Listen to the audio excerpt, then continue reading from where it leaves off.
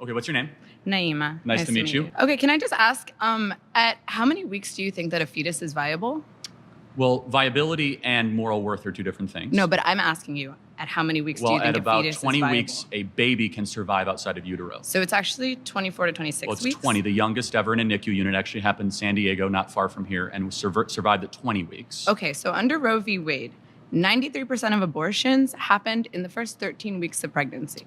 That's 93% of the abortions happened well before a fetus is technically viable as sure. a form so of life. Let's go into viability. So what is it about, let's say, a 6-week baby that has a heartbeat, its own DNA, fingerprint, brain waves, that is less moral worth than an 88-year-old right now with dementia in a home down the street? That person requires assistance, requires help. Why is it that the 6-week baby is of less moral worth? Well, first of all, it's not a baby, it's a fetus. Well, what does fetus mean? A fetus is in utero. What does fetus mean in Latin? What the f***? I'm sorry, is this It means little human being. Ooh, his smile is very creepy. Okay.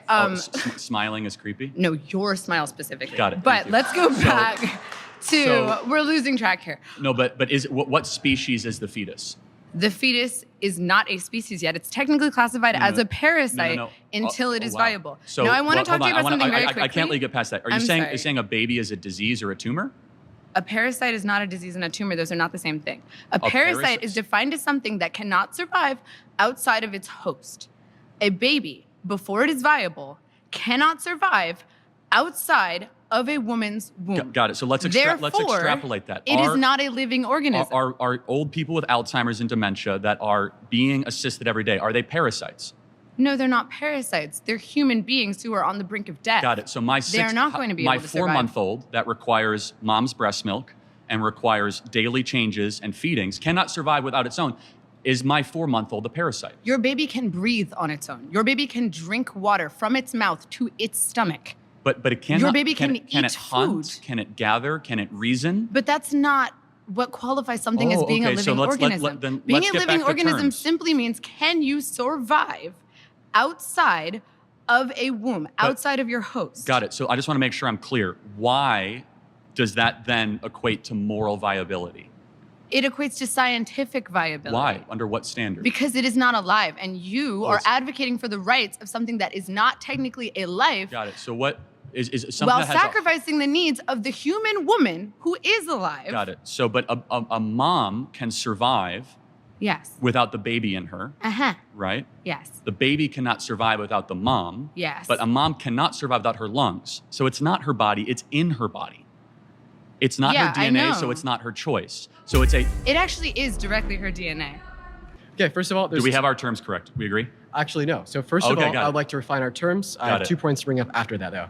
So you define murder as intentionally killing a human being. Mm-hmm. I think that's a very poor way to define murder, because if someone were to break into my home and point a gun at the heads of me and everybody I love, and I intentionally kill them to prevent them from killing my family, I don't think I murdered them, right? So I would define murder as the unjustified termination of a human life. You're making a good point. Let me further clarify that. So self-defense is very warranted. Exactly, right? But I can see where you're going to go with how that has to go with abortion, but we can go down that journey in a second. Yeah, so I mean, I kind of do want to give you my argument insofar as why I'm pro-choice, why I think it's justified. Mm-hmm. But first, I think that your position is quite absurd, right? Because you're saying that it is murder to kill a human being, right, at any point in development, especially when it's in the mother's womb. My question to you would be, well, does this make women with IUDs murderers? Because it is the case that in some scenarios, an IUD will allow for conception to occur, meaning there's a unique human life there, but it will prevent its implantation, intentionally killing it.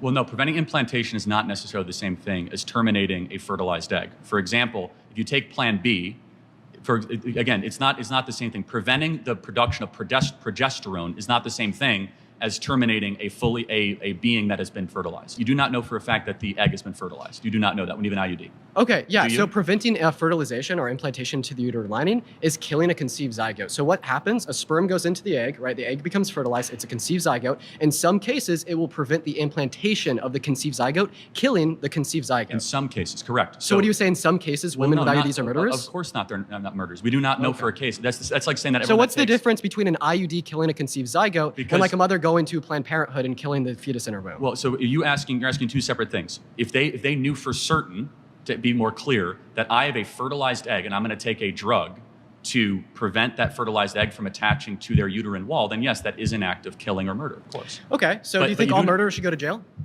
Do I think all murderers should go to jail? I mean, on third degree murder. However, no, I don't think women that got abortions or had IUDs should go to jail, because I think that they have been deceived by mass culture and mass propaganda. Secondly, the people who should go to jail are the abortionists, who are the ones that have been putting the abortion pill, the ones that have been doing procedures, the ones that have been going into the third trimester and breaking babies' backs and inserting them with syringes while the babies are crying and suffocating, being born alive, and then being dead on the operating table. Okay. That is who should go to jail. I'm talking about this discussion, I always go to the question of what about in the case of the mother when her life is in danger? Because I'm a big believer. I don't know. I'm still iffy on if I think it's or if it's murder or not. But even so, I mean, I don't want to say murder is justified. Guys, wait. Let me just get this one point, and then you can vote me out. Give me 1 second. Say the mother gets pregnant, and she knows that if she gives birth, she's going to die. She has some kind of health complication. Then what do you do in that Cesarean case? section. I don't know what that means. It's a C-section. They cesarean do an section. insert. Guys, wait, hold on. Just give me one second. They go right below the belly button, and they deliver the baby. And after she doesn't have to give birth, it's technically birth, but it's much safer. So that's actually safer than an abortion procedure. What's your name? Deedon. Nice to meet you. I would say with abortion, I think it's very complicated, but I think the issue that I have primarily with your stance of being pro-life, that there's no nuance. There's women who are being forced to travel hundreds of miles to access abortion care, even in cases of rape in certain states that they're not giving any sort of allowance for that. And I think, a lot of people who are pro-life, they say that they're pro-life, but I feel like they're really pro-birth because with firearms, the United States has some of the highest firearm deaths out of OECD nations, right? And we can acknowledge that that's for children who are actually living and breathing. So I feel like abortion, while it is, I can definitely see your point. I just think that it should be allowed in some circumstances. Okay. Yeah. Great. I'm happy to get into the gun violence stuff later, but I want to really stay focused on abortion. Right. You can say you see my point. Can you see the world also where, since we know it's a human life, that it should be illegal since we don't allow murder in our society? Well, that's where I have an issue, because abortion is not being done willy-nilly. It's like the life of the mother is always. How many abortions do you think we have every day in America? Just guess. I'm not sure. Guess. I'm honestly not sure. Maybe, I don't know, 1,000? 4,000 a day. So 4,000. it is kind of willy-nilly. We have 1.6. Hi. I just want to clarify, the thing that you're aiming for is less abortion, right? That would be what you would want, or at least no abortion. Eventually, it's also a protection of those that can't protect themselves. But yes, and that's why after the reversal of Roe versus Wade, we saw abortions go down dramatically in Texas, Alabama, Mississippi. We saw thousands of babies that are now alive and well that are able to have amazing lives thanks to the reversal of Roe versus Wade. I don't think a lot of that is true. Well, it is, but it's not true, because when you make abortion illegal, it doesn't actually decrease the amount of abortions that happen. That's a nice talking point. In Texas, the numbers show differently. The birth rate has gone up. Yeah, legal goes down, but illegal abortions still happen. Abortions still happen outside of whatever data you're showing. That's not true, but let's just say, well, if you 40? if you want to, well, first of all, if you count the abortion pill, you're right, but that's a separate thing than a chemical abortion and surgical abortion are different things. And I'm not debating you, I'm debating her. So if you want to do the flags and come back in, try and be faster next time. So let me ask you this. Mm-hmm. So the question is, we should try to limit unjust suffering of human beings, right? Sure. Okay, that's my position, is that there's unjust suffering of anywhere between 1.4 to 1.6 million abortions a year of human beings that are being massacred in the womb. And so that's not a woman's rights issue, that's not a men's rights issue, that's just a human rights issue. Okay, the best way to decrease abortions happening is proper sex education. Limiting abortion and making abortion illegal does not actually decrease the amount of abortions that happen. So what is your evidence of that? What is my evidence of that? Because we have increased sex education in the last 30 years. Our sex education is so bad in America. Well, by bad, what do you mean by that? We have more access to birth control for young kids. We have more kids that are learning to use birth control at a younger age. We have more of that in our public school system. And we've seen all the trends actually go in a negative direction. So, in fact, we see that the more sex education there is, the more disturbing those trends are. So you say that, let me ask just one more thing. Mm-hmm. You say that if we make abortion illegal, people will still do it. Should we then just make gang violence legal because... No, I'm saying if you actually wanted to decrease the amount of abortions that happen, you wouldn't be advocating for to make abortion illegal. You'd be advocating for all of these other things. Does that logic apply to stealing, looting, kidnapping, arson, and murder? Well, actually, it does, because those are results of different societal issues that you should be educating yourself on, rather than making it illegal on the front. Should we make kidnapping, arson, burglary, murder legal because they're symptoms of something else? We should be helping society heal from those things. You got to answer the question.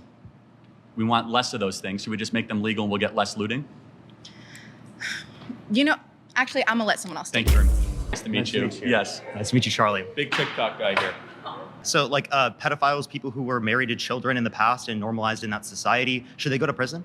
Should pedophiles? If you could go back in time, would you put those pedophiles in prison that married those children because it was normalized? They were deceived into thinking it's okay. Would you put them in prison? You got to slow down. Sorry. Pedophiles should get the death penalty. No, so you'd go back in the past, you'd give them the death penalty, even though they were deceived into thinking it was okay. But you said people who get abortions who are women shouldn't go to prison. But it's not currently illegal. Okay, regardless. Pedophilia at that time, it wasn't. No, I would not go back and retroactively enforce laws where things were currently not illegal. You wouldn't put pedophiles in prison in the past. Hold on a second. When was it illegal? When was it legal in America? Well, child marriage was legal in America throughout the early 1900s, and especially throughout most of society for thousands of years, especially in the Old Testament and in the Bible. Hold on a second. So where is the Levitical law that allows you to marry a child? Oh, yeah. Can you name the verse? Well, I can't name the verse, but the particular conditions that are listed in the Bible are that you have to be physical maturity and emotional maturity, which is extremely vague and throughout society has been seen to be met at puberty. There is not a verse, but let's kind of go back. Okay, so when is the age of consent under your view? Let's go back to, generally agreed upon it's 18 years old. But let me ask you because you don't go based on what's generally agreed, you go based on the Bible. I say 18 years old, but let me ask you a question. Where's that in the Bible? When does life begin? Conception. Conception, great. So good. So should we protect all life at conception? I care about sentient life, not cellular life. So when do brainwaves start? Do you think brain dead people should be able to pull the plug on, a family should be able to pull the plug on an individual in the family that's brain dead? You got to answer the question. When do brainwaves start? You can see brainwaves around 6 to 8 weeks, which in brain dead individual there are brainwaves as well. So the brainwaves necessary to produce a subjective experience are met until around 18 through 26 weeks in the womb. Can you see it from my perspective that at 6 to 8 weeks those brainwaves will actually increase, not decrease, if allowed the process of development to continue? Did you know those same EEG scans exist in brain dead people that you don't think are sentient? No, but the difference with the brain dead people is that the likelihood of those brain waves actually increasing is very low at 6 to 8 weeks, when by 15 weeks they can hear the mom's voice. It's impossible. It's irreversible sensation. That's what brain death is. Hold on, apparently didn't know that. But no, it's not coma. But you're doing a red herring. Go back to it's not. What's a red herring? A red herring is where you avoid the topic and you say something that is adjacent or symmetrical to what I'm saying, but not actually I'm saying. You mean a reductio ad absurdum? That's not a red herring. A 6 to 8 week baby, if they're allowed to continue to develop, what ends up happening? At a certain point, it will become a sentient being in the future. The same way that if I keep engaging in sex with my girlfriend, there'll be a baby in the future. Yet I don't care about the sperm. Unless you're infertile, which we don't know. But let's see the process of development, right?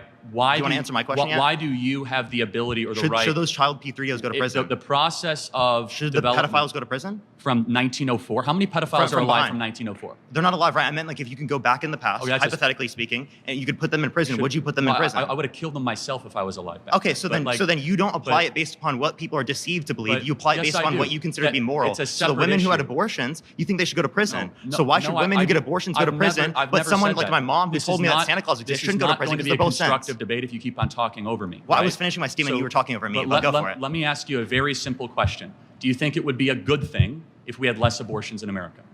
It depends on the context. Are the abortions prior to sentience? Yes, because I think all abortions.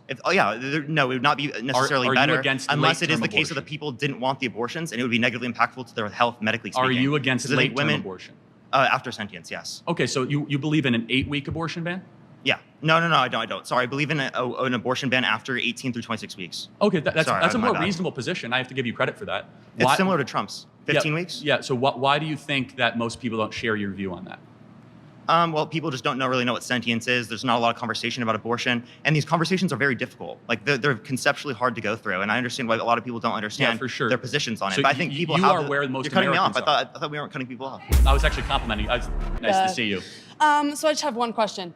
There's in any case, you don't think there's any case where abortion should be legal? There's a very, very rare couple cases. Okay, so you do think that a couple cases it is legal? If cesarean section is not going to save the mother's life, and the mother's life is actually at risk, which is debated amongst growing numbers of OBGYNs, that is the only case where abortion should be allowed.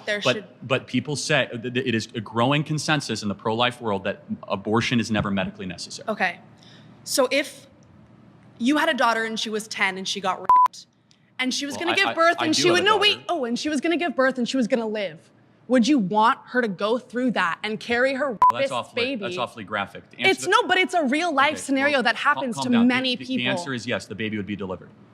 Oh, okay, great. So that's insane. But let me tell you why. No, hold on. Let me ask you a question. There's 2 ultrasounds I have. One is a baby conceived in one is a baby conceived by a loving couple. Which one is which? Your daughter was hopefully conceived by a somewhat loving couple. Which person here was conceived by Tell me which one was conceived by You don't know. Exactly, because it's all human rights and it's all human beings. But that doesn't matter. It's about your daughter who has to give birth to it and is going to be tortured by that for the rest of her life. That's going to take away every freedom she's ever going to have. That's going to ruin her life. She's going to grow up and she's going to be attached to another thing. The point is how you were conceived is irrelevant what human rights you get. But hold on one second. If a person conceived in walks down the side of the street, it's not like they don't get First Amendment rights or Second Amendment rights. It's not about that person. The worst thing to do to the daughter is to then say, hey, we're going to go murder the being inside of you. They wouldn't even know. Like, listen. They wouldn't know? Listen. But wouldn't it be a better story to say something evil happened and we do something good in the face of evil instead of saying we're going to do evil and then murder the being because we're going to pander to the evil? No. What makes the West great is that we do good after evil, not evil after evil. It's not about the being in the cells. No, it's not about. No. I'm speaking. No, I'm speaking. No, I'm speaking. No, I'm speaking. No, I'm speaking. No, I'm speaking. No, I'm speaking. No, I'm speaking. Want to say one more time? No, I'm speaking. Got it. Thank you. So it's not. I'm not talking about that. I'm talking about the person. No, I'm talking about the person who is dealing with the pregnancy. I am not talking about the cells. I don't care. No, listen. The fetus, the whatever. I don't care about that right now until it is formed. If there is a 5-year-old child who is pregnant and the baby is 2 weeks in utero, can't get pregnant. Actually they have, and they have given birth. 5-year-olds have given pregnant. There is one recorded case of a 5-year-old girl who gave birth. Is that common? Yes, it's common. 5-year-olds get sometimes, and if they get pregnant, I think they should be able to have medical access to something that could save not only just their life, but like their livelihood. How many, I'm curious. I hope your daughter lives a very happy life and gets away from you. Okay, so that is really nasty. And so her belief system, just so we're clear, is that... The time's up. Yeah, no, I got it. It's fine. I mean, it's insanely nasty, and we'll talk again. Oh, what's your name? I'm Maddox. How are you doing? Nice to meet you. Good. So, college is a scam. Well, let's define our terms. College being traditional four-year college. Of course. University, not community college or technical college. Of course. A scam, if we can agree on a definition, is where a majority of people who will go through the institution or business, they're not getting their money's worth, their time's worth, and they're being deceived when they sign up. So do we agree on those terms? Yeah, perfect. Okay. Well, further definitions, what do you think is the purpose of going to college? The purpose of college should be a traditional liberal arts education, the pursuit of what is good, true, and beautiful. Okay. That's not what it is. It should be the betterment of yourself and your soul, nurturing your character and becoming a better citizen, understanding the deeper things in life. At the very least, though, it should be preparing one for the job market. Do you think college does those things? I think it does, but I would add on to your point that I think not only is it for the betterment of yourself, but it's for the betterment of society. We need historians. We need certain majors that may not make as much money. I think those are for the betterment of society. Would you agree that there's some majors that may not make money, but are still essential to society? It depends. Do you think that getting a degree in gender studies is good for society? I would agree, yeah. Why would studying gender not be good for society? Well, learning that men can give birth is not exactly a good use of time, is it? Is that what they're teaching in college right now? A lot of colleges, yeah. According to the Center for Disease Control, they no longer say women can give birth, they say birthing persons. Okay. Do you think men can give birth? Do I think men can give birth? I think that... yes or no question? I think that a person who is assigned male at birth, I don't think they can give birth. Assigned male at birth? So people are not male at birth? I think that a person... See, you're evidence that college is a scam, my friend. College is a scam?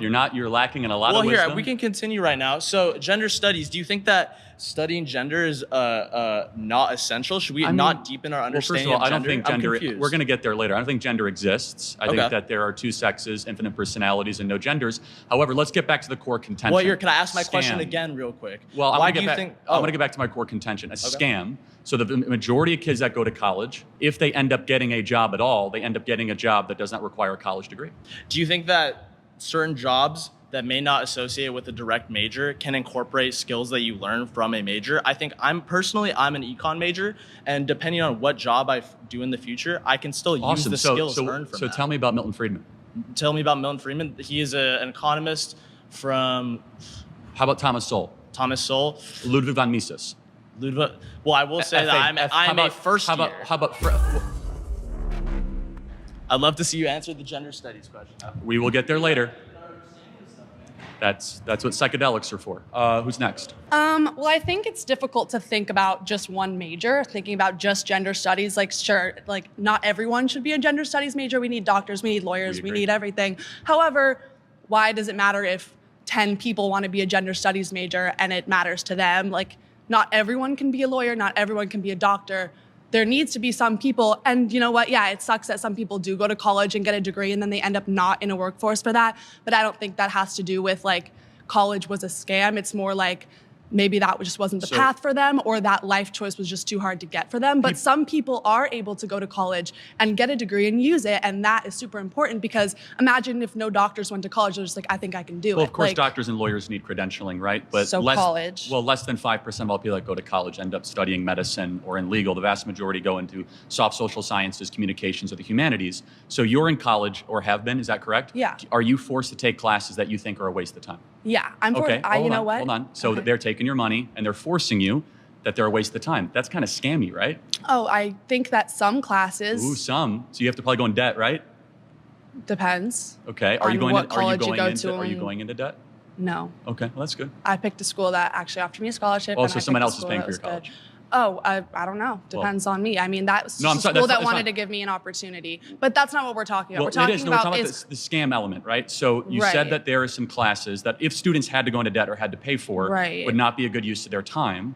So it's not representing students well. Well, do you think like high school is a scam then? Because I had to pay for high school, but I'm not going to use AP US history in my psychology degree ever. Well, I think AP US history is actually a really good use of time, knowing about your country and your history. And but I'm not going to use that Madison. In my career. That's what we're talking about in the career path for college. Let's go back to what I said, right? We said traditional college, right? 4-year college. And what a scam is, we're a majority of the people that will go through the enterprise, the business, or the institution are not getting their time worth or their money worth. So therefore, I go back to my core contention, which is a majority of kids that exit college will not use their degree at all when they go to find a job. But if you ask them, do you think college was a scam? I don't think majority of them are going to say yes. Some of them will. Some of them are going to be. Not everyone who's being scammed actively knows they're being scammed. People still buy erectile dysfunction drugs off the internet. And they get scammed. Okay, that's their own personal choice, though. Of course, people have choices to be scammed. I'm not saying they don't have a choice. I'm making an observation analysis of the institution. For example, flying Spirit Airlines, kind of a scam. Okay. Should be shut down. There is some, kind of agree. There are some things in life we have to take a step back and the consumer is not being well served. You want to shut down a bunch of majors in colleges that you think are scams? No, I never said that. So what would your proposal be to fix the scam of college? There is no proposal. The contention is college is a scam. So then what's the point of that statement? To get you to agree. But what would that do? What do you want to fix in college that's going to help it not be a scam? We can get to step interval 2 as long as you can agree that college is a scam. No, because not for everyone. For me, I'm using a degree that's going to help people make better. What are you studying? Psychology and criminal justice. Okay, so and it's being paid for by somebody else, which is fine. That's good. So psychology and criminal justice. Do you absolutely need to get a degree to be able to get into this? You do? Yeah, I could, I guess, study it all on my own, but it's just makes more sense to go and have all these experience. I'm getting wonderful experiences, internships all through my college. So that's helping me go through it. No, it's just that this is a pathway that's really helping me. So there's 11 million jobs open in the country right now that don't require a college degree. Okay, then the people who want those jobs can go get those jobs. I'm not one of those people. Do you think we push too many kids into college? No. Okay, so the national graduation rate is 59%. If I ask the room, everyone would agree that they know some people that went to college that did not graduate. Yeah. Right? So we're probably sending too many kids into this institution. But if they might have been able to do it, then why is it not worth it to try and to push yourself to get a better education and go further in your life? Leaving with debt's a bad thing, right? But some people are able to work through that. And it's an opportunity thing. But when an institution is multi-trillion dollars in scale, involves 23 million of our citizens every 4 years, and is not actually bettering the country. For example, if college was so great, we would see incomes going up for Gen Z and millennials. We'd see more people able to own homes. Okay. Kids wouldn't. Hello, what's your name? Alize. Nice to meet you.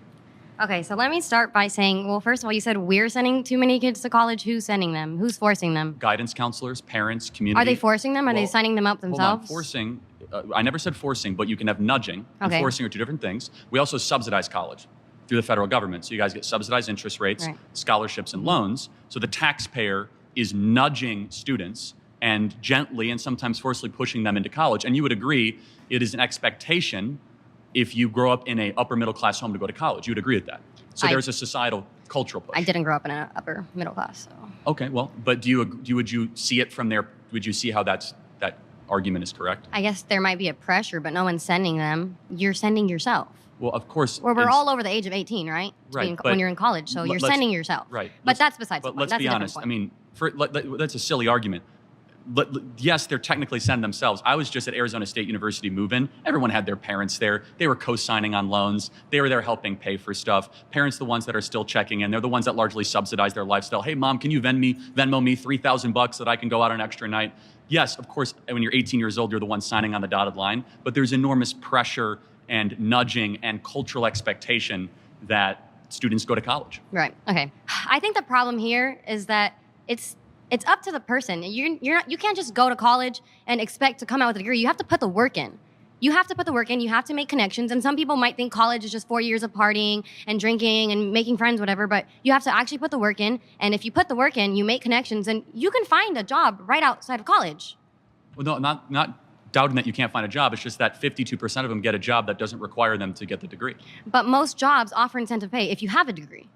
And 86% of people with a degree get paid more than people with just a high school diploma. That's only if you count the ones at the top 10% of income earners. So not if you count humanities, not if you count people that study in the social sciences. If you count medicine or you count law, that's absolutely correct. However, the vast majority of kids that go to college are not studying medicine, law, engineering, business, finance. They're studying communications, social sciences, or humanities, which are on the lower income ladder. So as I mentioned, we have 11 million job openings in this country right now that do not require a college degree.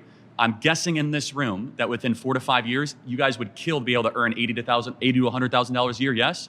Do you know that in states across the country and in cities, they're offering apprenticeships to become plumbers and welders, electricians? That doesn't require for your college degree. Entrance salary, $80,000 a year. But again, 86% of people with a bachelor's degree earn more than people with a high school diploma. No, 86% of all people with a bachelor's degree. But if you take out the top 10%, it's actually lower than those that don't go to college. So the reason that number, that average goes up is because the doctors and the engineers and the lawyers are the ones that bring that average so significantly up. But let me ask you a question.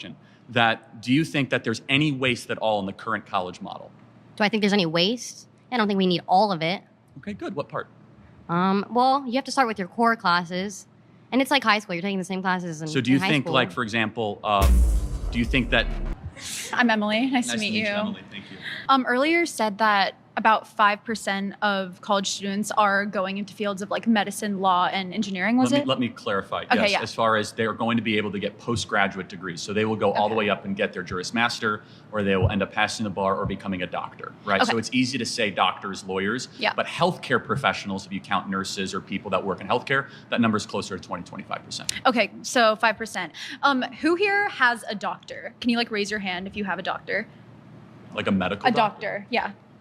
Like a medical doctor. Yeah, you do. Okay. 5% is still a lot of people, right?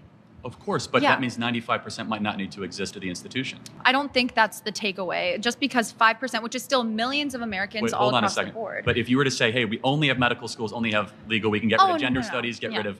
So what's the contention? Well, gender studies is actually, if you look on like the pre-law track, gender studies is a pre-law track. If you're going to be a lawyer, you have to study gender studies and other social cultural studies. That proves my point that college is a scam. Why would a lawyer need to study gender studies? Shouldn't a lawyer know the law? It's a social science. The law. You think the law isn't inadvertently affected by social, cultural, and gender norms? Of course it is, but shouldn't they first know the Bill of Rights, the Constitution, the Federalist Papers? We learned that in high school. Okay, so what is Marbury versus Madison? I haven't been in high school for a really long time. I'm not trying to be a lawyer. You learned it. Yeah. So high schools are like, it's public high school. What was Brown versus the Board of Education? That's for desegregating schools. Okay, good. Yeah, which Project 2025 wants to like defund the Department of Education. Who wrote the Constitution? Founding Fathers, 1778. I don't know. It wasn't 1778. I don't know. Close, yeah. You don't know? No. Okay. Well, this is the point: is that you don't learn it in high school. You don't even learn it in undergraduate, and our law school is not learning it. So maybe. Well, I'm not in law school. No, the point is that you were saying they already learned it, and they don't. I don't want this to be a pop quiz or trivia. I didn't go to college, and I'm asking you very basic civic questions, and you're paying to go to college, and you can't answer them. That's so fair, but I think. I have a question. Is church a scam? No, because church is honoring the divine and the eternal and the good and the true and the beautiful. Is college? But it deceives people because you give a promise of everlasting life, which you don't actually get because Christianity is contradictory, logically speaking. Do you want to get into a theological debate, or are we going to talk about college? Because both. I completely disagree. Jesus Christ is my Lord and Savior, and we will have eternal life. Okay, so how, if there is a perfect being that created the world, how could we exist in an imperfect world? I'm happy to have this discussion. Can we go back to college, though? Because do you think, because that's a little bit of a red herring and a little bit of a rabbit hole. Tell me what that has to do with college being a scam. Well, I do think college can be a scam for certain people. I don't think it's a scam for everyone. We agree. So for people like me, college was very beneficial for me. For sure. Who is it a scam? I'm asking you, based upon your definition of a scam, do you consider the Christian church a scam? Of course not. It's giving people eternal life and teaches them goodness. But if Christianity is false, then that's a deception. Okay, but you think it's false. I don't. We can agree to disagree. Also, I'm not agreeing to disagree on that. But we're not talking about the church. We're talking about college, right? So again, also, people are not paying to go to church, are they? But it's a reductio ad absurdum. Do you know what that is? Ask the question. What's a reductio ad absurdum? That's a Latin term that means reducing down to the lowest common belief, correct? Yeah, so I'm taking Am I right? I didn't go to college. I knew that. I'm taking your particular position. Let me ask you a question without you interrupting me. Do you pay to go to church? No, I don't. Some people do. They're forced to pay based upon their particular denomination. And today, do you pay to go to church? Depending on the church. No, you don't. Do you have to go to debt to go to church? In some circumstances, people do because they have to give up 10% of their income to be able to do that, which people can't afford. Circumstance? Well, they're LDS. You understand that a lot of LDS churches specifically require 10%. Yeah, they don't require it. And what you're they talking do about, in plenty of places. Well, you're asking mainline Christian. Isn't there stigmatization belief if you don't do that? Okay, you're good at interrupting, not good at answering. Well, you haven't answered any of my questions yet. I did say no. Church is not a scam. Church is the bride of Christ. College is a scam, and college is people are going into debt. They're paying a lot of money. But I want to ask you a question. You said it's a scam for some people. Who's it a scam for? Yeah, for people who specifically aren't ever going to use it, never use any of the knowledge that they retain from it. Well, you say 52%. I don't think you can qualify 52% of people don't do that. What number would you say? For example, my job, that's not going to be recommended as an economics degree. Most economics majors are going to go into TikTok debating online. But I use the information that I learned in college in my job on a daily basis. I still use relevant qualities that are then used in my job later on. What percentage of kids that go to college are being scammed? I don't think anyone knows that. Because it's dependent upon an individual. I have no clue. Shouldn't we try to find out? Oh, if you'd like to find some empirics on that, I'd love to see it. I just did. So 41%. That's not a source. Well, the Department of Education is a source. No, the Department of Education doesn't say 41% of people it was a scam for, or that they didn't use any of the information they learned in college. You are using. So are you saying none of them used any of the information? Can I say 3 words without you interrupting me? Do any of them use the information later on? Can I say 5 words without interrupting me? Well, you've me? interrupted me multiple times. So since you say college is a scam for some people, it's a ballpark. For the kids that do not graduate, 41% that ended up going and not graduating, were they scammed? No, just because you go and pay for a particular thing, but then you don't follow through with it, doesn't mean you were scammed. Maybe they were misled. You decided to pay for it. Oh, you could say some people are misled. Some people are stigmatized into these things. Do you think that some people are misled in the church? And you never answered my question on that because you're trying to take that time down so that you don't have to answer the question about Christianity because you know your worldview looks terrible. Well, what about Christianity do you want me to answer? We're talking about I think it's false. Or because I was saying, is church a scam? If church is a scam, that'd be predicated off of the idea that you're deceived into believing that there's everlasting life, specifically from Christianity. So Christianity has to be true. So can you grant that? What's the argument? Christianity is true. Did the resurrection? What's the argument? You're going to let me finish 3 words in a row? Appreciate it. Okay. Did the resurrection happen? I don't think the resurrection occurred. Okay. I disagree. Okay. So let me ask you a question. A perfect creator, is it possible for them to not desire something imperfect? Is a perfect creator, I'm sorry, what? There's a perfect creator that desires everything that's just perfect. How can they desire something imperfect, flawed? Well, because maybe they want to get to know themselves. Maybe they want to see their own creation. Maybe they love their creation. They want to get to know them? He's all-knowing. Can I finish talking here?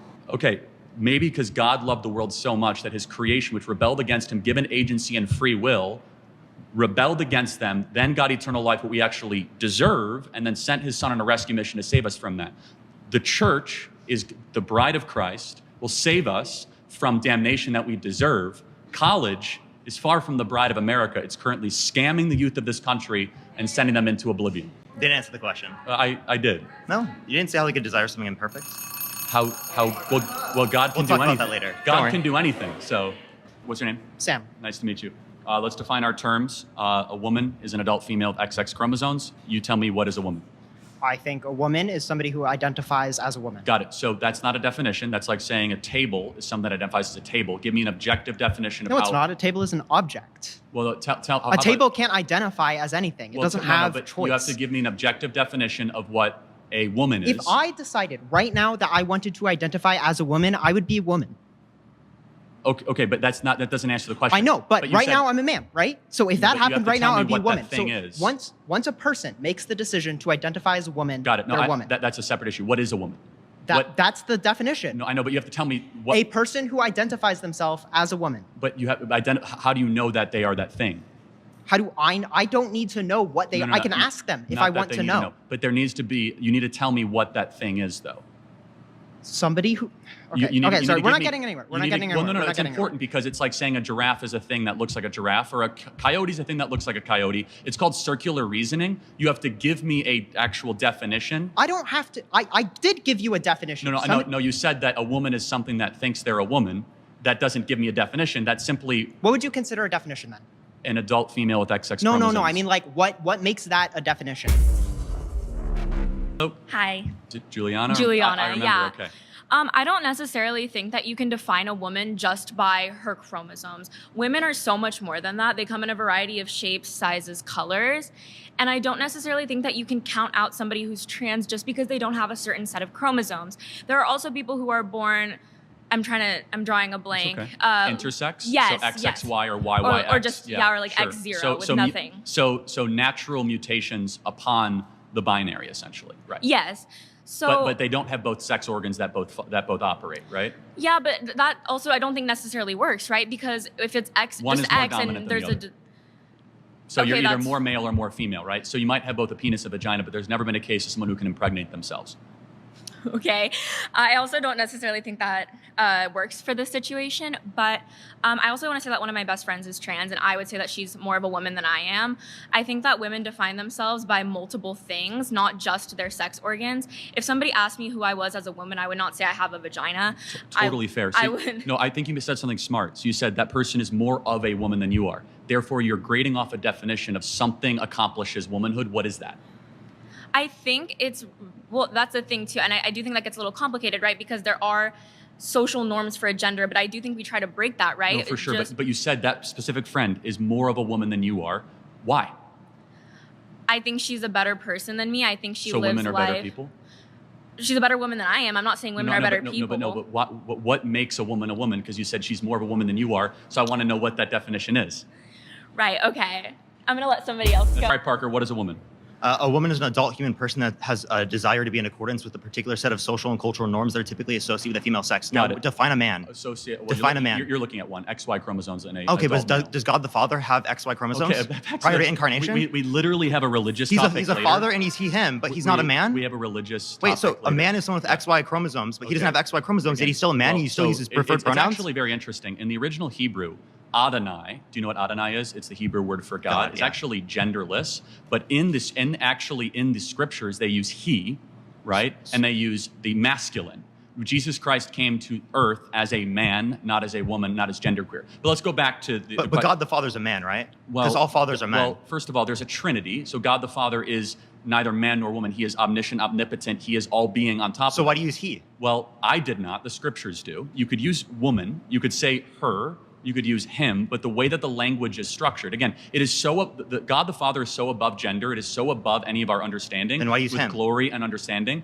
Again, because you have to make a choice, either he or him or her in the original scriptures. Let's go back to. I'm happy some to get into fathers that, aren't men and boys. So some fathers are not men and boys, not men or boys. I'm sorry. Some fathers are not male.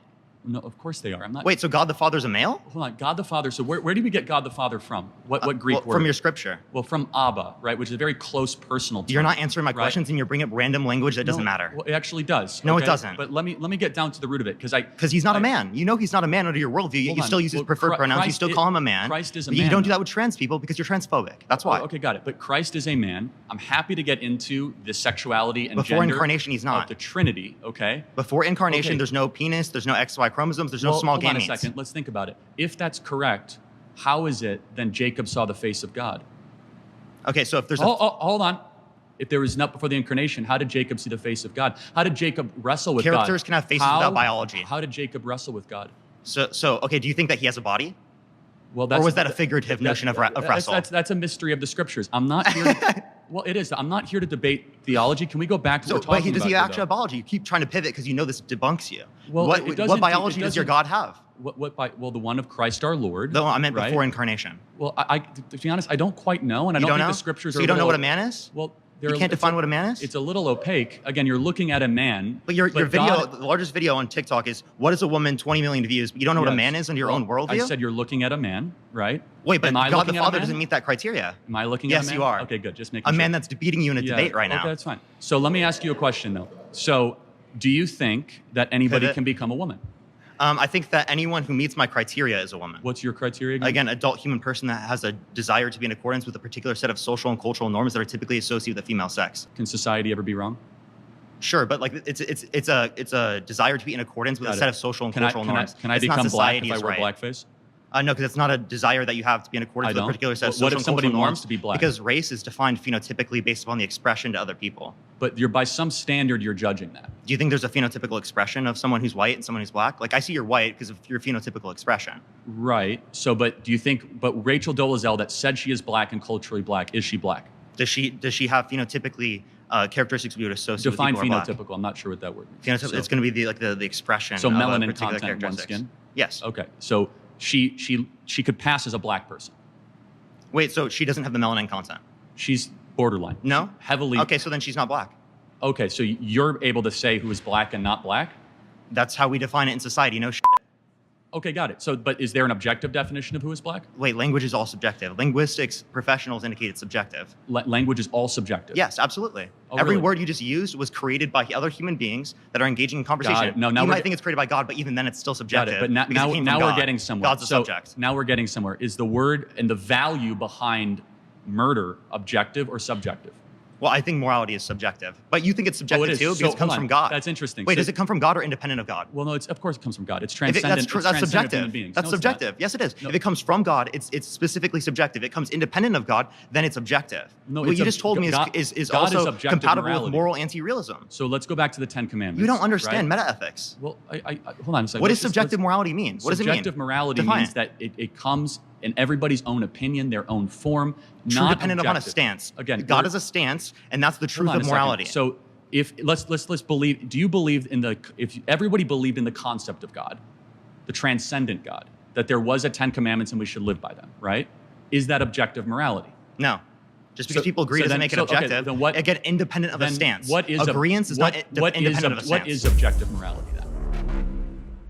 How are you? Nice to meet you. Okay. So I think it's a little scummy that you're plagiarizing the whole Matt Walsh thing. Like your thing is the worship of Israel and everything like that. I pay him royalties. Okay, for sure. Well, do you want to talk about sex first, or do you want to talk about gender? I don't think gender exists. I think it's a term that John Money and Judith Butler created over the last 40 years that basically is a filler for personalities. Okay, well, if we're talking about sex, which it seems like you're saying is the exact same thing, would you say sex is binary by definition? For sure, yes, absolutely. Okay, so you're already incorrect. Like, sex is not binary, it's bimodal. So if we look at a distribution graph, we're going to see people in two camps majority of the time, but there are going to be externalities on both ends of the spectrum and in the middle. For example, like so we already talked about intersex. Right. However, with intersex, though, they are mutations of a binary, correct? No, we're talking about. Hold on, but we're talking about an entire spectrum. Which sex you're by is definition dominant, defeating your expression of what a binary is by saying that there are externalities. But let me ask you a question. That like XXY. Charlie, for example, you're trying to create this own box and then use any examples that are outside of that box to justify that box again. You brought up intersex. We're talking about reality. You brought up intersex. Okay. What sex organs? Which one is more dominant? What do you mean? In an XXY situation. Can you explain your point of view? Yeah, I mean, obviously you have more female characteristics and male characteristics in an XXY, or it might be YYX. One of the two. The point is that you do not have both. We could see people with female reproductive organs that have XY, and we can see the vice versa, people with male reproductive organs that have XX. So I think you said something about gender, though. I think that's more interesting to get into. Okay. Do you understand how the conversation... So we're moving off of sex because you're ceding that argument. No, I'm not ceding it. Okay. You want to keep going into it? We can, if you'd like. Okay, so besides male and female, what categories exist? we have people that are intersex. We have people that are on the other ends of the bimodal distribution graph. Are you aware what bimodal means versus binary? Somewhat of an understanding. Yeah. Okay, well, so you can be presented with a graph after this by the people that you brought with you, but it's actually a bimodal distribution. Just like constantly going to condescending type talk is not going to be fruitful. I'm just trying to match your energy with the people that you treated that were trying to have a conversation. Got it. So trans women are not women. Do you agree with that? I would say that trans women are women because people that exist under the category of women, people that exist under the category of men are still humans. Got it. So that category, how is that defined? Well, I wouldn't limit it to things like genitals or things like chromosomes, which it seems like you want to do.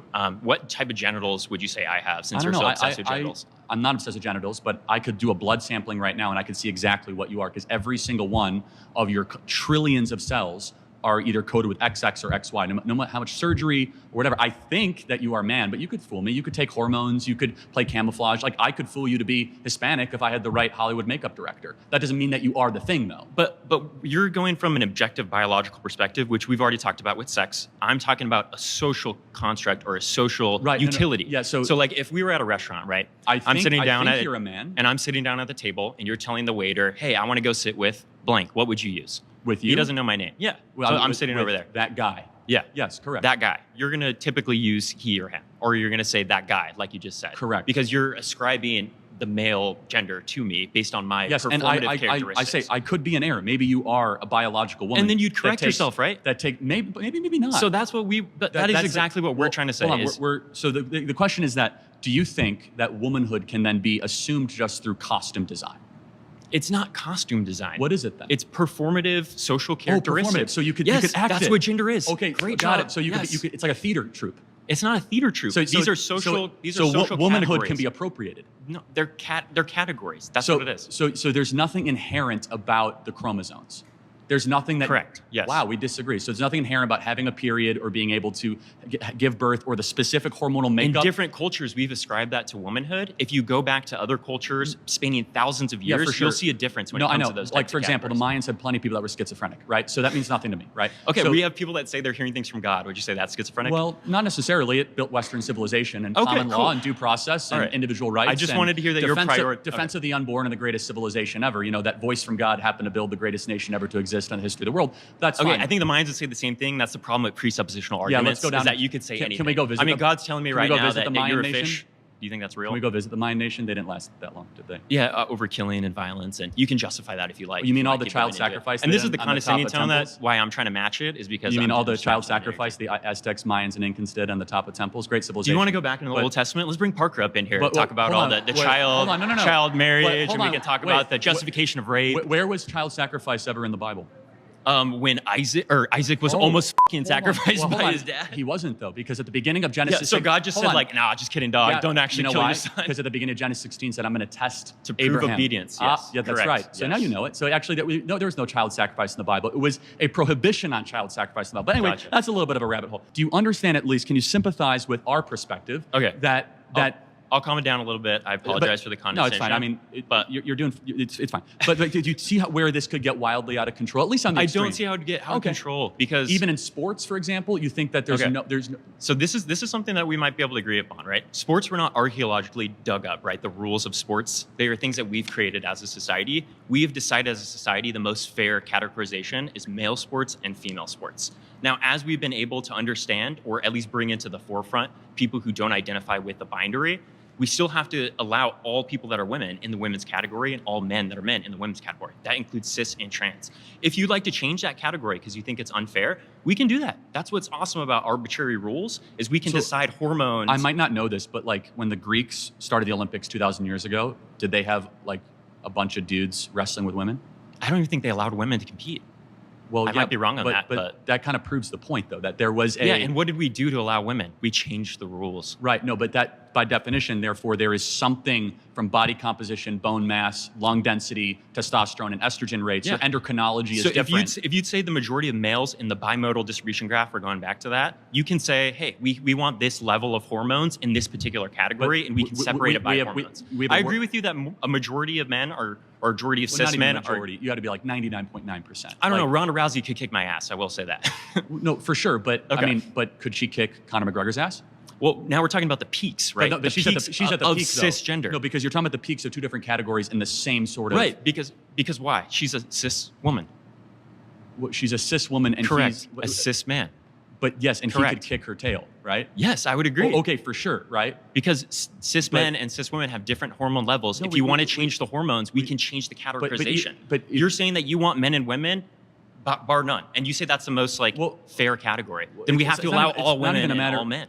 Well, but again, those things don't. So I just want to be clear. So because I think I'm tracking your argument, is that in the University of Pennsylvania swim team, when Thomas swam against biological women, you're perfectly fine with that. I think as long as we have the categories that way. Thanks. Good. Hi, my name is Preeti. Nice to meet Brittany, you. nice to meet you. Go ahead. Preeti. Preeti, P-R-E-E-T. I'm sorry. You're totally yeah. Yeah. Okay, so I kind of want to go back to a little earlier. You said that Parker has lower T than you. So would you say? It's called a joke. Yeah. I No. think I'm right, I'm fully aware it's a joke. But I guess on that point, do you think that T has to do, or testosterone has to do with your manhood? No. Well, yes and no. I mean, if you are looking at typical testosterone estrogen rates of women, they are far different than those of men. But for example, your testosterone rate goes down when you have children. For example, when you're a man, that doesn't make you less of a man. They go down by about 400 points. Okay, but when we were talking earlier about sports, right? Mm-hmm. And you were saying that the reason why it's unfair for for example, a trans woman who used to be a man to be competing in women's sports, you cited that they have higher testosterone levels. One correct? of about 50 characteristics. Also, lung density. Men's hearts are bigger. Okay. We have greater bone density, muscle mass. Okay, tend to be faster, tend to be stronger. I understand. But those factors all come from the hormones during the development process, correct? No, not necessarily. No. I mean, most of them do. Well, not all of them. So for example, you could try to pump a young girl's body with testosterone at 8 years old, and you can get them stronger. You cannot necessarily get them on par with a biological male at puberty. You cannot. You could try. Okay, but because there's something in the coding of our genetics. Right. The coding of our genetics, which is often controlled by different I guess parts of our DNA and also the hormones that are produced that affect the effective coding of how we're more than endocrinology, produced. But it's a big part. Because for example, if you just give a kid testosterone, that doesn't even get them close to becoming a male, or estrogen giving them a female. Okay. They might get characteristics that are close to that. Right. Okay. But it doesn't. For example, but I mean, there's no perfect image of this is what a female looks like. This is what a male looks like. We all get our periods at different ages. Some of us and also for example, there are many circumstances where womanhood is just not one thing, right? It's a multitude of experiences that sure. every single person. Can you define what womanhood is? That's an interesting question for you. Well, no, I can't define what womanhood is. And the reason why is because it's something that's an individual experience for every single person, right? My experiences, what I have experienced throughout my life is not going to be the same as another woman who may have grown up in a different environment. We have disagreement, but not clarity. I say that being a woman or womanhood is an objective thing. Right, but it's objective outside of one's own opinions or experiences. So, but are we at the point where we're discussing where this is not something based on your chromosomes, but something maybe based on a construct? Well, no, it also can be objectively witnessed in empirical ways, in biological ways, in scientific ways. Okay, so to clarify, we're still discussing whether womanhood is on chromosomes or not. If you'd like to discuss that, it's deeper than just chromosomes. Right. I'm just trying to define exactly. For example, if we look at SPECT scans or brain scans of men and women, 98% of the time, artificial intelligence can tell you which one is the men and which one is the female. Okay. So our different parts of our brains fire. So for men, for example, our amygdalas are not as high working as women. You know, amygdala is the threat assessment part of your brain. So obviously, your birth. So there's a difference between the concept of what sex is, which is a biological aspect, and what gender is, which is a social construct. I reject gender completely as a different word. It's really personality. So that's where the debate is. Yes. Is the existence of gender. Gender means personality. Okay. I don't doubt that biological men might have feminine How would you define characteristics. race on that point? How would I define race? Well, race is a very difficult topic. Okay, because I think that it's a really important thing to discuss when it comes to terms of this. If I draw blood, is it ethnic lines? If you have a blood sample of a black individual and a white individual, I can't tell you which one is which. If I have a blood sample of a man and a woman, I can tell you which one is which, just by running very simple elementary blood tests. So, for example, if there was a Hispanic or a white, there is no difference in the genetic coding. There just isn't. Why is it important that someone's... A lot of competition, Mason. Yeah, exactly. Good to see you. Good to see you again. Can I define what a DEI candidate is? I think that you're going to say because she's black and she's a woman, she was appointed because Joe Biden promised that, and it's not a testament to her success. Not only that, but also in her getting the nomination of the Democrat Party, they said repeatedly, we do not want to pass over a black female. Okay. So just those two things, but the first one is stronger. You're right. Joe Biden said, I'm going to put on my vice presidency a black female. Right. Right. So his criteria was kept. Yeah, and that was like Karen Bass and Kamala Harris. Okay. So she was not chosen because of her intellect or her accomplishments or because of any of that. It was because she happened to fit a couple boxes. In fact, Amy Klobuchar, the vetting at the time was that Amy Klobuchar would have been a better VP, and Kamala ended up getting it. So it's just a statement of fact that she is there not because of her brilliance or accomplishments, but because of her ethnicity. So Kamala Harris, first and foremost, there are a lot of criticisms that you can give to her on why she wouldn't be an effective president. It shouldn't be because she's a woman or because she's black. And it seems to be that you're saying that. No, I just want people to understand and agree she didn't earn this. She absolutely did. She has a career where she's been not only a DEA. DEI stands for one of the biggest. Didn't earn it, just so we're clear. But like it stands for diversity, equity, inclusion. I like the meme though. I know what it is. But do you at least admit and acknowledge that when Joe Biden was searching for a VP, he cared more about skin color and a female than the smartest, best person? So the whole conversation with this affirmative action with DEI, the whole reason why people bring it in is to make this imaginary scenario that there's a super qualified white man who was overpassed by this unqualified, stupid, idiot person of color, which is such a terrible analogy because it's not true. His own team it's absolutely not true. Mason, that's not what it is. Joe Biden did not say, I'm going to choose an unqualified person and just because she's black. His own team He's said saying that I'm going to have two qualified people. If one comes from a different experience, it might be better to have a diversity and have a better perception in forms of government. He said at the South Carolina debate that I will pick a black woman as my vice president. Secondly, Amy Klobuchar came out. Is this a random black woman that he plucked off the street? Or is this a qualified DEA general attorney who's had a decorated career leading government positions? But you keep rambling about things that just aren't relevant to what we're talking about. It is relevant. Amy Klobuchar in vetting came across as the more qualified candidate. Why? Because they said Kamala Harris wasn't very smart, wasn't very bright. That's their own vetting documents. From who? Joe Biden's own vetting documents. So why would he go against that? Because the base of the Democrat Party demands tribal politics and DEI politics over competency. That's completely inaccurate. He stated Jim Clyburn said, I will only endorse you in the South Carolina primary if you say that you're going to put a black person, preferably a black female, on your ticket with you. Therefore, you winnow the entire universe down and say, I'm only going to choose from this criteria. And let's just think more broadly. If you're about to have heart surgery, would you rather have a heart surgeon that's good and excellent, knows what he's doing, or someone that is a black female? So, and being president's more important than being a heart surgeon. Aren't you on record saying that you'd be terrified if there was a black pilot that was flying? Yes, I did say that. But why? Okay, cool. What was the full quote?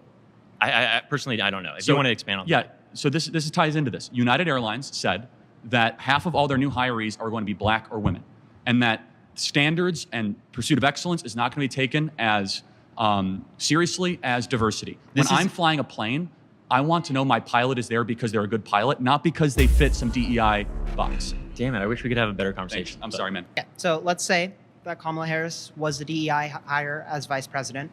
Do you think she's also a DEI hire as the presidential nominee for the Democratic Party? Potentially, yeah. I mean, they decided to go to her almost immediately because she is the VP, but also because she fits some criteria boxes. But let me ask you. You don't think it's because Joe Biden nominated or said No, for sure, that's part of it. Of course it is. But let me ask you, what's her greatest achievement or accomplishment? Her greatest achievement or accomplishment? I'd say her greatest achievement or accomplishment is completely destroying the Republican Party within like 2 weeks of being nominated. Like in the polls, she's just absolutely... Huh? Sorry, nice to see you. What's your name?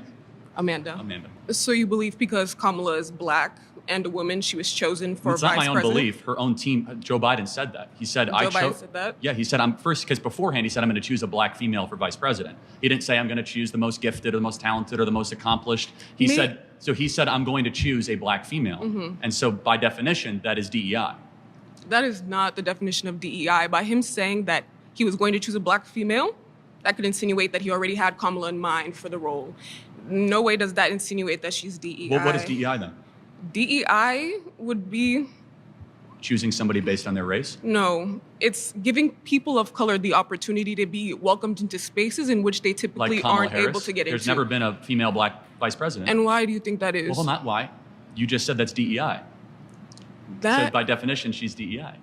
Okay, so she represents diversity within the government, is what you're saying. She got elevated because she was a black female. Because if that were the case, I'd be the president right now. Do you think Kamala Harris was chosen because of her intelligence? Her qualifications and her intelligence. Really? Wow. If you compare a speech with Kamala What's her greatest accomplishment? Probably being prosecutor within the Northern Californian really? area. You mean letting out violent criminals and turning San Francisco one of the most murderous, dangerous, arson-filled, homeless-filled slums in the country? Wow. That's her greatest accomplishment? See, I actually went to UC Berkeley, so I lived there. I don't know if you did. I went around the area. Berkeley is a slum. Berkeley is a slum. Have you stepped into Berkeley? Yes, I have. You think Oakland and Berkeley? Have you lived in Berkeley? I've lived in Oakland as well. Do you think, you're basing your You think the Bay Area is like a good area in this country? I'm from Vegas, so I'm not from the Bay. Born and raised in Vegas and went to UC Berkeley. Just graduated this year.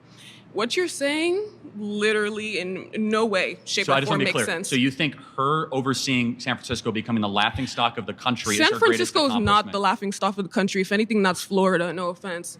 But well, hold on. If that's the case, why are millions of people moving to Florida and millions of people leaving California? Because there are cheaper rates there. People are moving to Las Vegas. Las Vegas has changed as a whole. It's cheaper because it's a better run state and we don't give money to illegals. Northern California is not all. Northern California is not the entirety of California. Hold on a second, but there's Southern California, Northern California. Why is it that so many businesses are leaving San Francisco if she did such a great job lowering crime?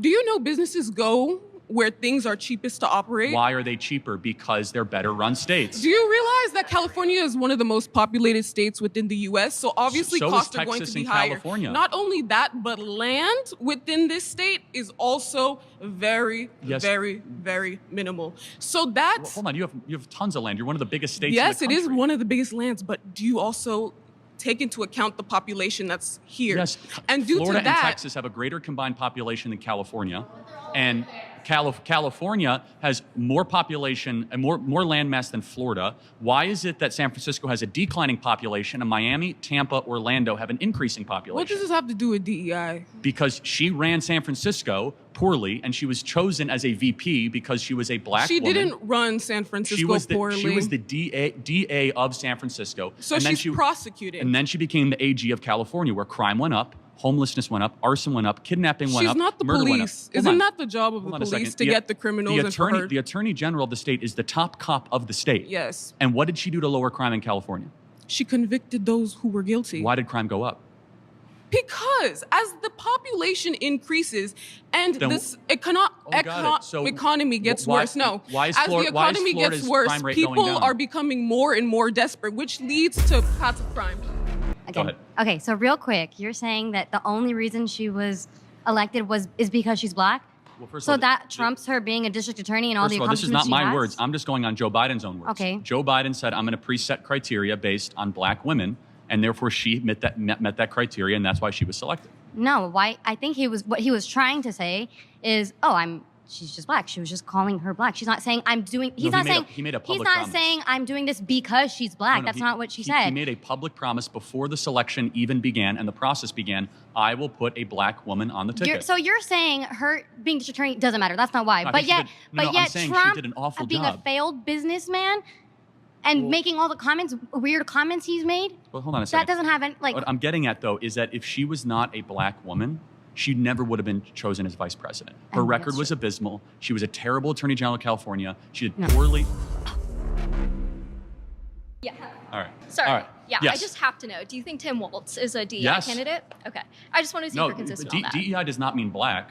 Tim Walz was only chosen because the Democrat Party is doing so poorly with white men that they tried to find a white man that they could put on the ticket. But then also, it's true. Tim Walz is the first white DEI candidate in history. Okay, in the Democratic primaries, Kamala Harris was performing incredibly well, and she wasn't performing well in the primaries just because she was black. She was performing well in the primaries because during her time as a senator, she spoke incredibly eloquently. I used to watch. Hold on a second. How did she do in the Democrat primaries? She did much better than Amy Klobuchar. Hold on. She didn't even make it to Iowa. She dropped out months ahead of the first primary. She was super unpopular, not well liked. Her campaign fizzled out. So she was popular awful. Initially, yes. And then the more people learned about her, the more realized she was awful. Well, it was mostly because progressives are really upset about her being a DA, which can be that's a completely different conversation. Why aren't progressives upset about that now?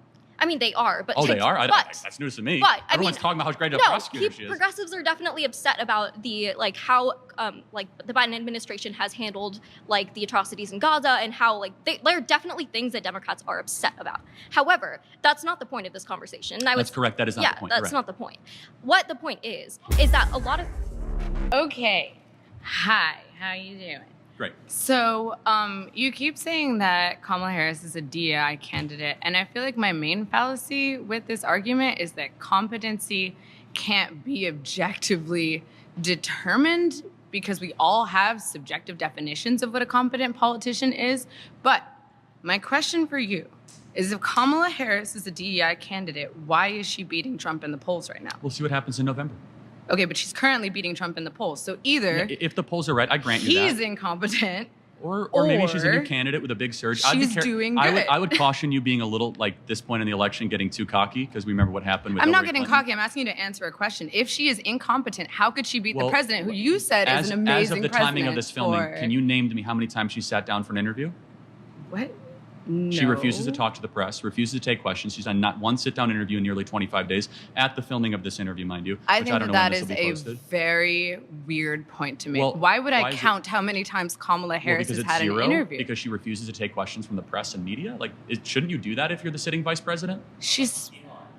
How many times has his fans? He actually did 3 last Sunday and 1 today with Meet the Press. So the qualification of a good president is to take an interview? If you can't take a single question. But let me ask you this, because it's on you. What's her greatest accomplishment as vice president? As vice president? Being the first female all-black president. We've never had that No, before. like, I got that, but like, what's her accomplishment that made people's lives better? I don't know. Vice presidents don't really do much, to be honest. Can you name one thing she's done that's good? No, probably not. Thank you. The Inflation Reduction Act. Oh, really? Did that lower inflation? What's your name? Brad Nice Brady. to meet Nice to meet you. I like the idea. 30 seconds on, 30 seconds off. I think the best thing I could say about this is you have your opinion and I can have mine. You believe that Donald Trump was a good president. I maybe don't believe that. You believe that Kamala Harris is a DEI candidate for the position of president. I don't believe that. What I'm getting to is, what do you gain from this? If I concede and say that Kamala Harris is a DEI candidate, what do you gain? Because I know what it is. You're baiting us into rage so that you can make money on your TikTok account. You're baiting college students all over the world into arguing with you over these fallacies. You throw a red herring out there, and you're making money from this account while we're sitting here and looking stupid. First of all, I don't control this account. I'm a guest here. This is Jubilee Media, and they're going to edit it as they see fit. Okay, number one. Number two, it needs to be acknowledged that she didn't earn it. She didn't win a Democrat primary. She dropped out in the Democrat primary in 2020. She's never been likable. She's got there simply because of race, not because of competency, not because she's good at her job. And I think that's wrong and it needs to be called out. You're bringing up qualitative examples. These are all subjective qualitative examples. Her race, her competency, her dropping out of the election. That's not what you said earlier. I'm talking about the points you've just brought up, multiple qualitative points. And these points can be believed by you and not by me, as you believe in a God and I don't. These are qualitative arguments that you're making against me for this. And I can believe differently than you, and I think we can agree to disagree on this one. Okay, fine. Perfect. Okay. You're welcome. 30 on, 30 off. How do you feel about the Senate? As far as her tie-breaking vote of the Senate? No. I'm just saying, like, Senate. Like the Senate is technically DEI in a certain sense for, like, small states. Like, Wyoming gets people in Wyoming get a greater vote than in California. Like Rhode Island and Hawaii? I'm giving you an example. California, I get less of a vote than someone who exists in Wyoming. So we're giving people in Wyoming more say than they necessarily should, given that they're one individual. So why do you believe in DEI as it relates to how our government is set up? But you don't believe in DEI in terms of allowing for people who are black or who are women to be in positions of power that they have not been allowed in, historically speaking. So is the Electoral College and the Senate based on race? It's predicated off of diversity, equity, and inclusion. How is right? that? Like inclusion of country areas, inclusion of rural areas, inclusion of white men like you. Okay, so you mean like Hawaii? I'm referencing. You could say smaller states or places that have less people in it. So obviously would be able to have more of a say per individual. So your argument is that the U.S. Senate is a DEI. I gotta be honest, I've never heard that argument, but I think it's a little silly. But how is it silly? Argue against it instead of just saying it's silly. Well, right. So it's silly on its face because first of all, we have on the House of Representatives a proportional population. Oh, but the Senate isn't.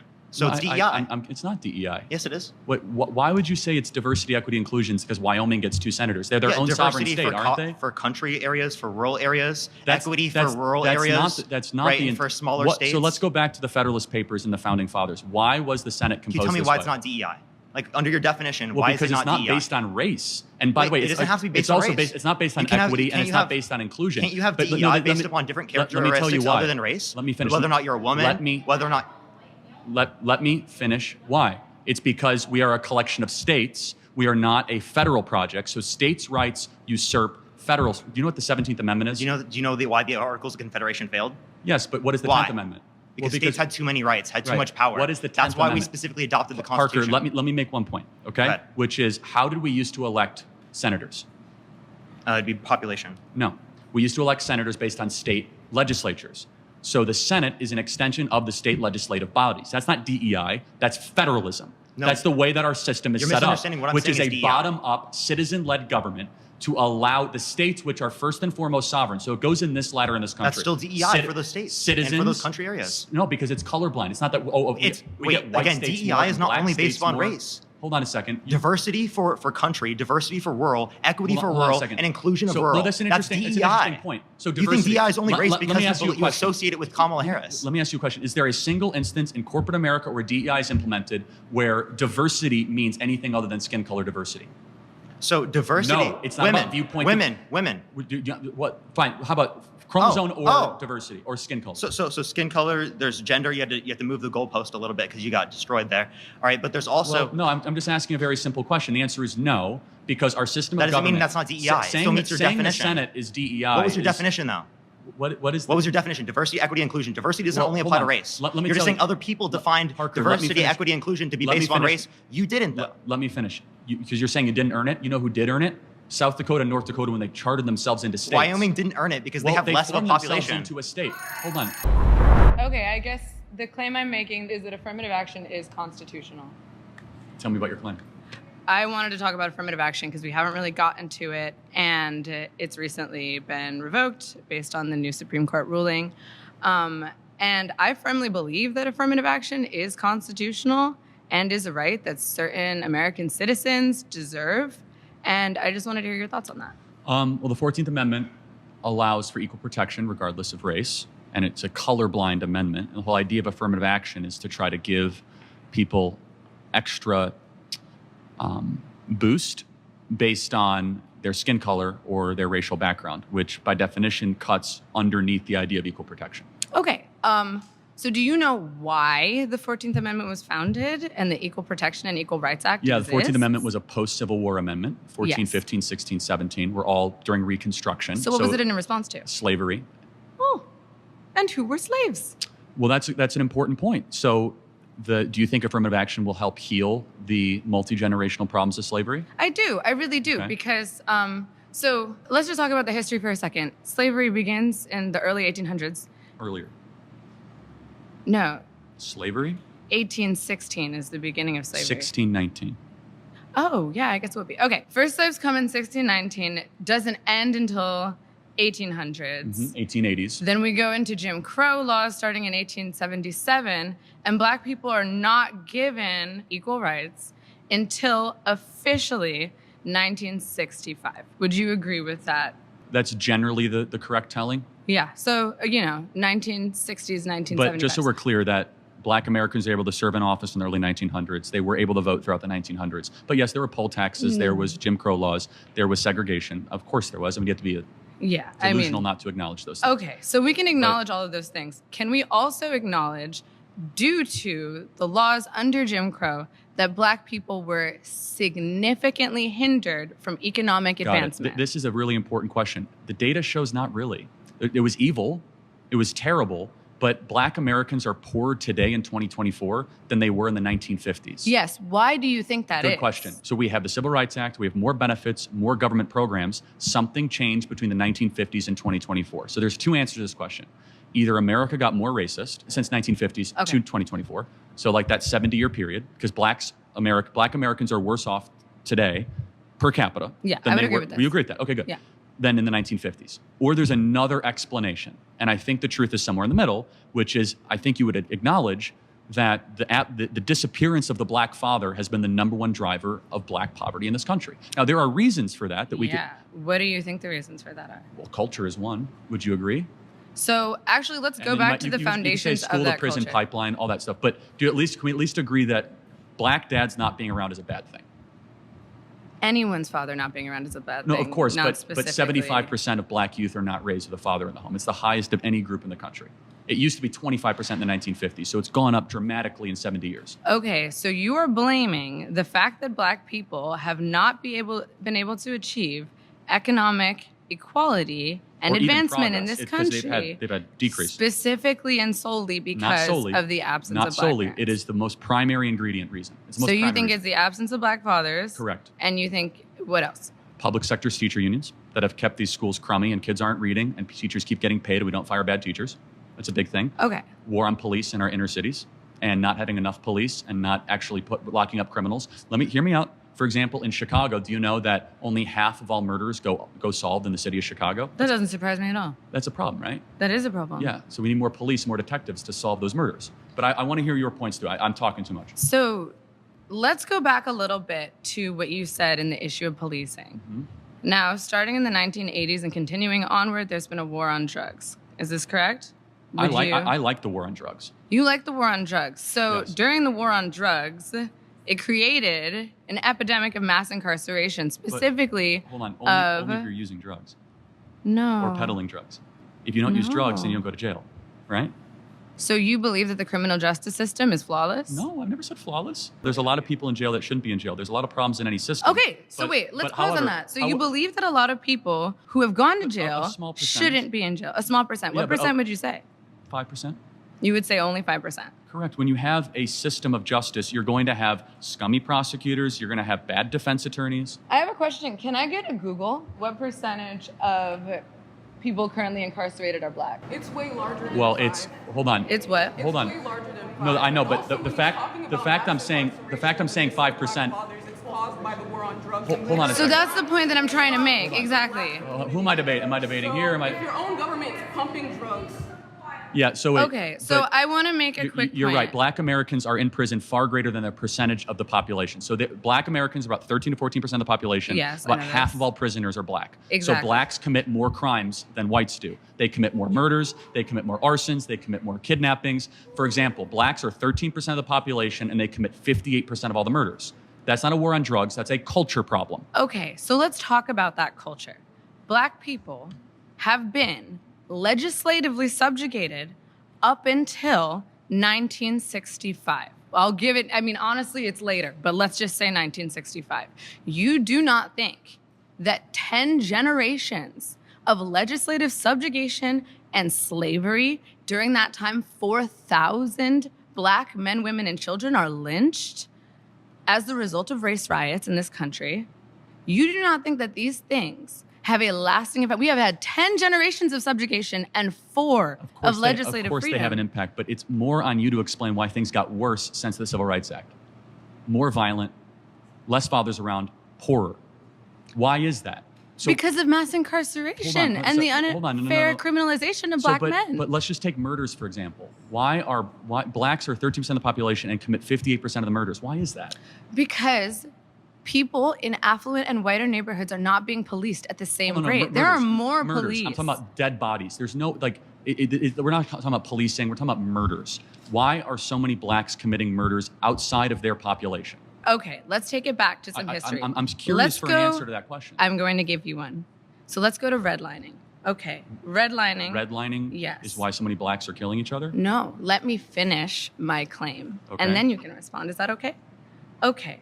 So redlining, federally mandated or sustained by the FHA, right? Separating black Americans to specifically impoverished and relegated areas of the country. We are incapable of buying homes and putting equity into neighborhoods with lower crime rates and better educational systems. We do not have access to things that would uplift and help our community. When you are put in an environment that promotes and reinforces social and economic inequality, you become desperate and are forced to do things that maybe don't align with your values. But what you're making an excuse for a lot of murder. When you have a lot of stealing, a high concentration of a subjugated people in one area. If you were right, when blacks in America did not have the same rights they had today, they were less murderous, there was less break-ins. Why is that? So I'm sorry, are you trying to say that blacks thrive under subjugation? No, I'm not. I'm saying I'm asking you the question. The data shows they were actually better in the 1940s. It was bad, it was evil, but what happened? Something changed. They committed less crimes. Maybe they were afraid. I mean, 4,000 black men, women, and children were killed in violent lynch mobs. That's your explanation, but I guess racial terror permeated American culture for hundreds of years. Black America is worse than it has been that affected in the last 80 years. The generational psyche of an entire group of people? No, I'm sure it did. I'm not discounting that. I'm just trying to understand, why is it the more social welfare we've done, so we've spent $20 trillion on uplifting black communities, $20 trillion, and black Americans are poor. We've done everything that's been asked.